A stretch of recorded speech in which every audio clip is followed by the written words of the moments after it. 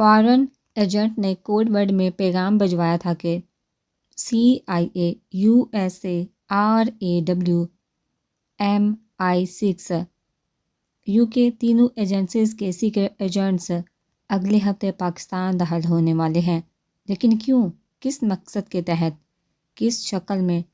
ان کی آمد کیا نقصان پہنچانے والی تھی، کوئی نہیں جانتا تھا۔ اب کیا ہوگا؟ ایجنٹ ایگل کے سوال نے حال میں سکتہ توڑا تھا۔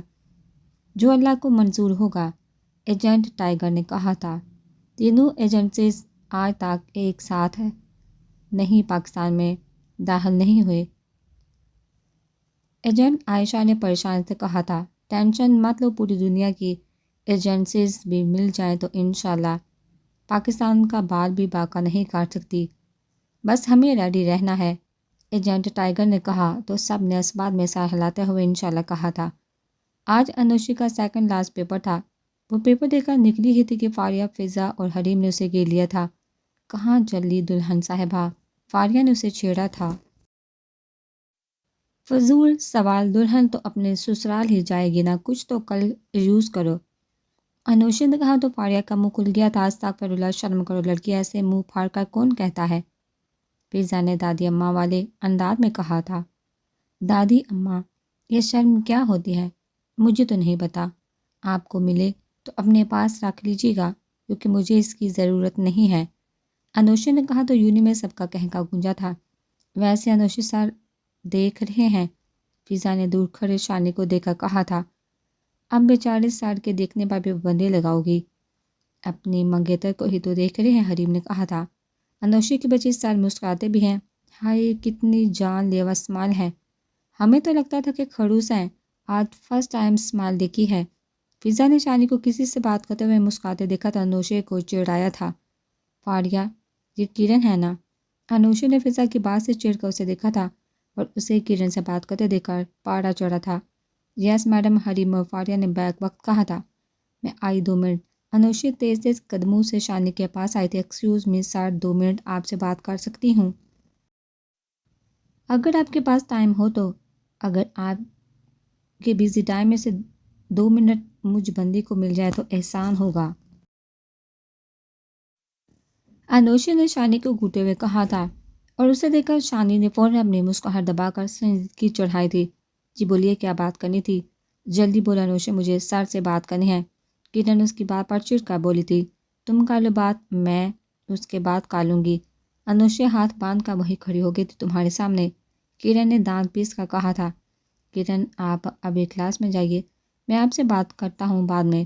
شانی نے کرن سے کہا تھا، وہ پیر پر ٹہل کر چلی گئی تھی۔ بولو کیا کام ہے؟ شانی اس کی طرف مڑا تو اس کا لال چہرہ دیکھ کر پریشان ہوا تھا۔ بعد میں جاؤ میری بلا سے، بلکہ ابھی جگہ بات کرو اسے۔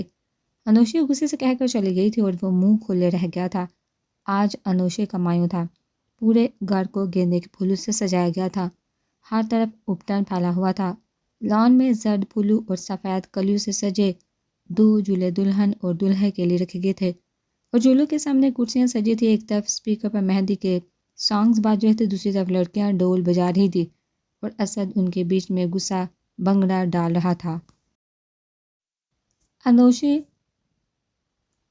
پنک شارٹ شرٹ جس پر گولڈن لگو سے کام تھا، اس کے نیچے گولڈن غرارہ پہنے ہوئے تھے، سر پر گیندے کے پھولوں کا تھا، جو کانوں میں بالیاں اسے حسن کا پیکر بنا رہے تھے۔ سب کی نظریں بار بار اسے ہی دیکھ رہی تھی، مگر وہ کوفت سے جھولے پر بیٹھی جھول رہی تھی، اور اس کے سامنے والے جھولے پر شانی یالو کرتے پجامے میں بیٹھا ہوا کہیں کا شہزادہ لگ رہا تھا۔ مایوں کا فنکشن کا بائن رکھا گیا تھا اور یہ شانزے اور اسد کی ضد پا ہوا تھا، ورنہ انوشی ان سب سے دور بھاگتی تھی۔ تھوڑی دیر بعد فنکشن سٹارٹ ہوا تھا۔ سب بڑے انوشی کو ابٹن لگا کر فارغ ہو چکے تھے۔ کیا ہو گیا ہے انو؟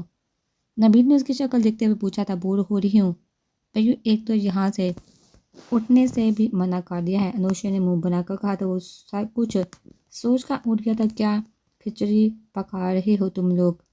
شانزے نے نبیل سما زین و سد کو ایک ساتھ کھسر پسر کرتے دیکھا پوچھا تھا۔ سوری بیگم سربراز ہیں، اسامہ نے آنکھ مارتے ہوئے کہا تھا۔ ابھی 5 منٹ بھی مشکل سے گزرے تھے کہ اچانک لائٹ آف ہو گئی تھی اور پورے گارڈن میں سکون چھا گیا تھا۔ یہ کیا ہوا؟ انوشی نے چونک کر دیکھا تھا۔ ایک دم کلرفل لائٹ اسٹیج پر آن ہوئی تو سب ادھر متوجہ ہوئے تھے جہاں نبیل مائک لیے کھڑا ہوا تھا۔ سو گائز، آج کا دن ہماری زندگی کا ایک بہت خوبصورت دن ہے۔ یہ سمجھ نہیں آ رہا کہ ہم خوش ہوں یا اداس۔ جس بہن کو ساری زندگی دل کا ٹکڑا بنا کر رکھا، اب اسی ٹکڑے کو جدا کرنا بہت مشکل ہوتا ہے۔ مجھے سانگ تو نہیں آتا، لیکن چند لائنز میری بہن میری جان کے لیے۔ نبیل مائک پکڑے گا رہا تھا اور پورا گارڈن میں گہرا سکوت طاری تھا۔ اوہو، کمال کر دیا! پورا گارڈن میں ہوٹنگ سٹارٹ ہو گئی تھی۔ I can't believes. بیو انوشی کی آنکھوں میں آنسو آئے تھے۔ اچانک سے ایک سر سے اسد آیا تھا اور نبیل کے ہاتھ سے مائک چھینا تھا۔ اسد لہک لہک کر گا رہا تھا۔ اس سے پہلے وہ اور کچھ کہتا زین نے مائک چھینا تھا۔ اسے چھینتے دیکھ کر انوشی کا کہکا نکلا تھا، فضول! اسامہ نے مائک چھینتے ہوئے کہا تھا۔ بھیا بھی۔ انوشی نے حیرت سے منہ پر ہاتھ رکھا تھا۔ انوشی کی آنکھوں میں آنسو آ گئے تھے۔ گارڈن میں موجود ہر شخص کی آنکھ ان کی محبت پر اشک بار تھی۔ اسے روتا دیکھ کر چاروں اسٹیج سے اتر کر اس کے پاس آئے، اس کے گلے لگے تھے۔ ان چاروں کی آنکھوں سے بھی آنسو روا تھے۔ ان کی محبت کو دیکھ کر رات نے سکون سے پلکیں جھپکائی تھی۔ چاند تاروں نے رشک سے دیکھ کر اس محبت کا ہمیشہ قائم رہنے کی دعا کی تھی۔ رات کے 3 بج رہے تھے۔ ہر طرف اندھیرا پھیلا ہوا تھا۔ ایک سایہ شاہ مینشن سے باہر نکلا تھا اور باہر نکل کر ٹہلنے لگا تھا۔ اس سایہ ٹہلتے ٹہلتے دور تک نکل گیا تھا اور بار بار پیچھے مڑ کر دیکھ رہا تھا۔ اچانک پیچھے سے ایک بائک آئی اور وہ سایہ اس پر بیٹھ کر چلا گیا۔ اس کے جاتے ہی ایک اور سایہ اوٹ سے نکل کر روڈ پر آیا تھا۔ ایک بڑا کمرہ ہے جس میں 2 کرسیاں رکھی ہوئی ہیں، باقی پورا خالی ہے۔ ایک کرسی پر ایک شخص بیٹھا ہوا ہے۔ اچانک دروازہ کھلتا ہے، وہی سایہ اندر داخل ہوتا ہے۔ یس، کیا رپورٹ ہے؟ سوری باس، مجھے وہاں سے کچھ نہیں ملا، بلکہ ہمارا شک غلط تھا۔ ہم غلط لوگوں پر شک کر رہے ہیں۔ اف، میرا شک کبھی غلط نہیں ہوتا۔ مجھے 99% اسی پر شک ہے جسے ہم ڈھونڈ رہے ہیں، وہی ہے۔ ہمیشہ آپ کا شک درست نہیں ہوتا۔ میں نے ہر جگہ تلاش کیا ہے مگر کوئی ثبوت ہاتھ نہیں لگا۔ اوکے، تم جا سکتی ہو، تمہارا کام ختم ہو گیا۔ اس کرسی والے شخص نے کہا تو وہ سایہ مڑ کر باہر نکل گیا تھا، مگر باہر کھڑے سائے کی آنکھوں میں ان کی گفتگو سن کا خون اتر آیا تھا۔ وہ رگیں تن گئی تھی۔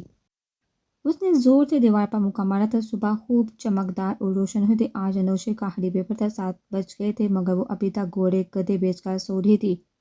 اسد، جا کر انوشی کو اٹھاؤ، شانزی نے اسد کو آتے دیکھ کر کہا تھا۔ بابی، میں اٹھا لیتی ہوں، حریم نے کہا تھا۔ تم یہاں بیٹھ کر شرافت سے ناشتہ کرو، شانزی نے اسے گڑ کر کہا تو وہ واپس بیٹھ گئی تھی۔ انوشی، بیٹھ جاؤ یار۔ اسد دروازہ کھول کر اندر داخل ہوا تھا مگر کمرے کی حالت دیکھ کر صدمے سے دوچار ہوا تھا۔ یا اللہ، اس لڑکی کو سمجھ دے، یہ تو ہماری ناک کٹوا دے گی۔ اسد نے کمرے پر نظر ڈالی تھی۔ رات کا سوٹ سائڈ صوفے پر پھیلا ہوا تھا اور سینڈل آڑی ترچھے دروازے کے پاس پڑی ہوئی تھی۔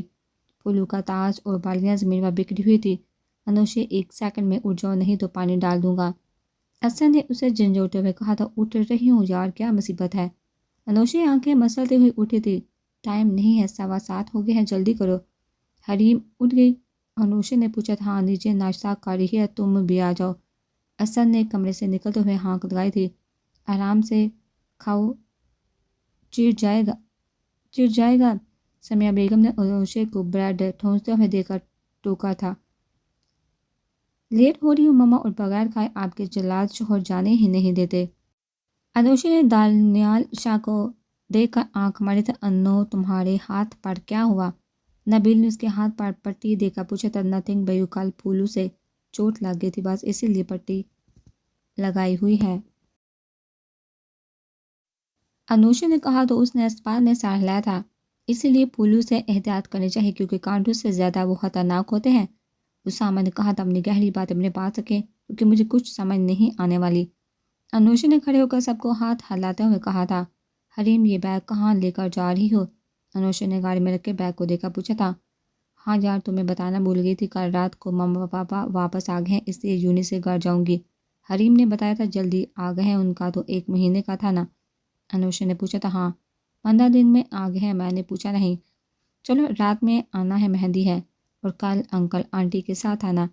انوشا نے کہا تو وہ مسکرا دی تھی۔ وہی شہر سے دور بنگلے کا حال ہے جہاں کرسیاں تو لگی ہیں مگر سب خالی ہیں۔ سر پر ایک میز کے پاس ریوالونگ چیئر پر وہ بیٹھا جھول رہا ہے، آنکھیں بند ہیں اور ہاتھ میں سگریٹ ہے اور میز پر پڑی ایشٹرے سگریٹ کی زیادتی کی گواہ ہے۔ اچانک دروازہ کھلتا ہے اور وہی خطرناک شکل والا گنڈا اندر داخل ہوتا ہے۔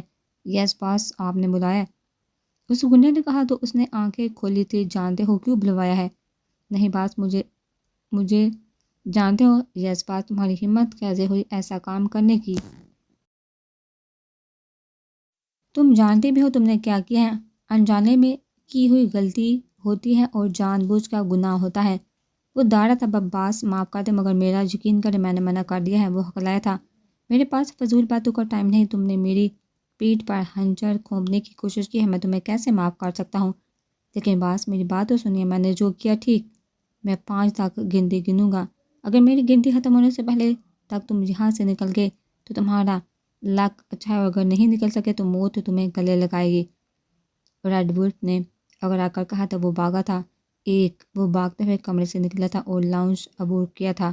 2، وہ سیڑھیاں پھلانگتے ہوئے گرا تھا مگر اٹھ کر پھر بھاگا۔ 3، وہ آخری سیڑھی سے چھلانگ لگا کر لاؤنج سے نکلا تھا۔ 4، اس نے گارڈن بھاگ کر پار کیا اور باہر کا دروازہ کھولا تھا۔ 5، اس نے قدم باہر نکالا تھا مگر اس سے پہلے وہ باہر نکلتا باہر سے 4 ہونہار کتے اندر داخل ہوئے تھے اور پلک جھپکتے اسے نیچے گرا چکے تھے۔ اس نے یہ دیکھ کر سگریٹ بجھائی تھی۔ ریڈ ولف اپنی زندگی پر کوئی آنچ آنے نہیں دے سکتا۔ اسد یار، بوتیک سے سوٹ لانا ہے، لے آؤ، بس پک کرنا ہے۔ شانزی نے اسد سے کہا تھا۔ اپنے ہسبینڈ سے کہے نا میں تھک گیا ہوں۔ اسد نے منہ بنایا تھا۔ کون تھک گیا ہے؟ اسامہ اور نبیل لاؤنج میں داخل ہوتے ہوئے پوچھا تھا۔ میں وہی کہہ رہا تھا بھیا، تھک گئے ہوں گے، لائیے بابی میں سوٹ لے آتا ہوں۔ اسد باہر کی طرف بھاگا تھا۔ اچانک باہر سے فائر کی آواز آئی تھی۔ اسامہ اور نبیل باہر بھاگے تھے۔ اسد کاکا کے پاس نیچے بیٹھا تھا اور زین باہر کی طرف بھاگا تھا۔ کیا ہوا؟ اسامہ نے ڈرائیور کاکا کو خون میں لت پت دے کر پوچھا تھا۔ یہ جہاں کیا کر رہے ہیں؟ یہ تو انوشے کو لینے گئے تھے نا؟ نبیل نے چونکا انہیں اٹھایا تھا۔ وہ تو اپنی کار پر گئی تھی، اسامہ نے کہا تو نبیل نے اس بات میں سر ہلایا تھا۔ کاکا کیا ہوا ہے؟ اسامہ نے انہیں پانی دیتے ہوئے پوچھا تو انہوں نے ایک طرف اشارہ کیا تھا۔ اسد، انہیں اندر لے کر جاؤ۔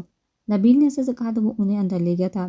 یہ رہا وہ بندہ جس نے گولی چلائی تھی، زین نے ایک آدمی کو پکڑ کر لاتے ہوئے کہا تھا۔ کون ہو تم؟ وہ انہیں کیوں مارا؟ اسامہ نے اس کی گردن پکڑ کر پوچھا تھا۔ بڈھا غالب اپنے آپ کو بہت طاقتور سمجھتا ہے۔ آج تو بچ گیا ہے، آئندہ نہیں بچے گا، اور نہ ہی تم لوگوں کی بہن بچے گی۔ ہاں ہاں ہاں، آج تو بچ گئی ہے مگر آئندہ نہیں بچے گی۔ وہ ہذیانی انداز میں ہنسا تھا۔ بیٹا تو تھانے چل، میں بتاتا ہوں کہ میں کون ہوں۔ اسامہ نے کال کر کے اسے پولیس کے حوالے کیا تھا۔ کیا ہوا ماما، کچھ پریشان لگ رہی ہیں؟ شانزی نے سمیہ بیگم کو پریشان دیکھ کر پوچھا تھا۔ ہاں بس انو کی ٹینشن ہو رہی ہے، پیپر تو 1 بجے ختم ہو جاتا ہے لیکن 3 بج گئے ہیں ابھی تک نہیں آئی۔ وہ ماما آج لاسٹ ڈے ہے تو شاید اسی لیے لیٹ ہو گئے ہو۔ شانزی نے انہیں ذرا سا دیا تھا۔ 4 بج گئے تھے مگر انوشے گھر نہیں پہنچی تھی۔ بلاہر شانزی نے اسامہ سے جا کر کہا تھا، بھابھی آپ کو پہلے بتانا چاہیے تھا۔ نبیل جو اسامہ سے بات کرنے آیا تھا شانزی کی بات سن کر بولا تھا، ہاں مجھے لگا کہ لاسٹ ڈے ہے اسی لیے لیٹ ہو گئی ہوگی۔ شانزی کی بات سنتے اسامہ اور نبیل باہر نکلے تھے مگر سامنے سے انوشے کی گاڑی آتی دیکھ کر سانس بحال کی تھی۔ کہاں رہ گئی تھی ماما؟ کتنی ٹینشن تھی؟ کم از کم موبائل تو آن رکھا کرو۔ اسامہ نے پریشانی سے پوچھا تھا۔ اوکے بھیا، کول ڈاؤن۔ آج لاسٹ پیپر تھا تو فرینڈس کے ساتھ لنچ پر گئی تھی، وہاں سے حریم کو چھوڑنے اس کے گھر گئی تھی، بس واپسی میں رش کی وجہ سے لیٹ ہو گئی ہوں۔ انوشے نے صفحے پر پڑھتے ہوئے کہا تھا۔ حریم کے پیرنٹس آ گئے؟ اسامہ نے چونکا پوچھا تھا۔ یس، کل رات کو ہی آئے ہیں، انوشے نے کہا تو اس نے اس بات میں سر ہلایا تھا۔ انوشے شور کی آواز سن کر روم سے باہر آئی تھی۔ شام اپنے پر پھیلائے سورج کو اپنے اندر سمو رہی تھی۔ نیچے سے باتوں کی آوازیں آ رہی تھی۔ وہ نیچے آئی تھی۔ السلام علیکم آنی، کیسی ہیں؟ وہ آنی کو دیکھ کر ان کے پاس آئی تھی۔ فاطمہ کی ڈیتھ کے بعد آنی اپنی بیٹی تماد کے ساتھ لندن چلی گئی تھی۔ وعلیکم السلام، تم سناؤ کیا چل رہا ہے؟ آنی نے پیار سے پوچھا تھا۔ سب بور تھا، اب آپ آ گئے ہیں نہ تو خوب شور مچائیں گے۔ انوشے نے سمیہ بیگم کو آنکھ مار کر کہا تھا۔ ہائے انو، کیسی وہ دلہن صاحبہ؟ عریشہ نے اسے گلے لگاتے ہوئے کہا تو وہ مسکرا دی تھی۔ مہندی کا فنکشن عروج پر تھا، کل کی بنسبت آج کافی زیادہ گیسٹ آئے تھے۔ ان میں 90% لوگوں کو تو انوشے جانتی ہی نہیں تھی۔ انوشے گرین کلر کی انارکلی فراک اور چوڑی دار پاجامہ پہنے اسٹیج پر بیٹھی ہوئی تھی اور اس کے برابر میں شانی کو لا کر بٹھایا گیا تھا۔ وہ وائٹ کرتا پاجامہ پہنے گلے میں گرین دوپٹہ ڈالے بہت ہینڈسم لگ رہا تھا۔ سب لڑکیاں مڑ مڑ کر اسے دیکھ رہی تھی، جس کی وجہ سے انوشے کو غصہ آ رہا تھا۔ کیا ہو گیا ہے جیجو؟ اس منہ لٹکائے کیوں بیٹھے ہو؟ ذرا مسکرا بھی دو۔ حسن نے شانی کو چھیڑا تھا، جو انوشے کی وارننگ کے بعد سے مسکرانے سے پرہیز کر رہا تھا۔ جیسے ہی مہندی کی رسم ختم ہوئی تھی، سب لڑکے شانی کو اٹھا کر لے گئے تھے اور لڑکیاں اسٹیج پر آ گئی تھی۔ واہ انو، میں سوچ رہی تھی تم نے ہاں کیسے کہہ دی؟ اب لگ رہا ہے کہ انوشے کی چوائس تو کافی زبردست ہے۔ عریشہ نے اسے دیکھ کر کہا تو وہ مسکرا دی تھی۔ تھوڑی دیر بعد لڑکے والوں اور لڑکی والوں میں ڈانس کمپٹیشن سٹارٹ ہوا تھا۔ لڑکے والوں کے پوائنٹس لڑکی والوں سے زیادہ تھا۔ لڑکے والوں کی طرف سے 4 لڑکیوں نے پرفارمنس دی تھی۔ حریم فاریہ نے سنگل ڈانس کیا تھا۔ عریشہ اور شانتن نے کپل ڈانس کیا تھا۔ اچانک لاسٹ ڈانس کے لیے انوشے اسٹیج سے کھڑی ہوئی تھی۔ اسے دیکھا پورا گارڈن ہوٹنگ اور تالیوں سے گونجا تھا۔ سمیہ بیگم کی گڑیا کسی کام نہیں آئی تھی۔ اٹھ کر سیدھا شانی کی طرف گئی تھی اور ہاتھ آگے بڑھایا تھا، جسے اس نے فوراً تھام لیا تھا۔ اٹس ناٹ فیئر، یہ چیٹنگ ہے۔ سب چیخنے لگے تھے کہ اچانک انوشے نے سیٹی بجائی تو سب خاموش ہو گئے۔ ایکسکیوز می گائز، جب لڑکا ہی لڑکی کا ہے تو چیٹنگ کہاں سے ہوئی؟ انوشے نے مائک میں کہا تو سب کے کہنے گونجے تھے۔ شانی ڈی جے کے پاس گیا اور سانگ پلے کروایا تھا۔ وہ دونوں ایک دوسرے کے کندھوں پر ہاتھ رکھ کر لیرکس پر کپل ڈانس کر رہے تھے۔ وہ دونوں ایک ساتھ پرفیکٹ کپل رہے تھے۔ سب لوگوں کی آنکھوں میں رشک تھا۔ شانی نے اسے گول گھما کر اپنے بازو پر گرایا تھا۔ وہ مبہوت سا اسے دیکھ کر رہ گیا تھا۔ کبھی نہیں سوچا تھا کہ دعائیں اتنی جلدی قبول ہو جائیں گی۔ وہ سادگی میں بھی کوئی قیامت لگ رہی تھی۔ گانا ختم ہو چکا تھا مگر انوشے اس کے ڈمپل میں کھو چکی تھی۔ اس نے بچپن سے آج تک کتنے ڈمپل بوائز دیکھے تھے، مگر بچپن میں بھی اسی سے اٹریکشن ہوئی تھی اور آج بھی زندگی نے اسی سے جوڑ دیا تھا۔ پورا گارڈن تالیوں سے گونج اٹھا تھا۔ تالیوں کے گونج سے دونوں واپس ہوش میں آئے تھے۔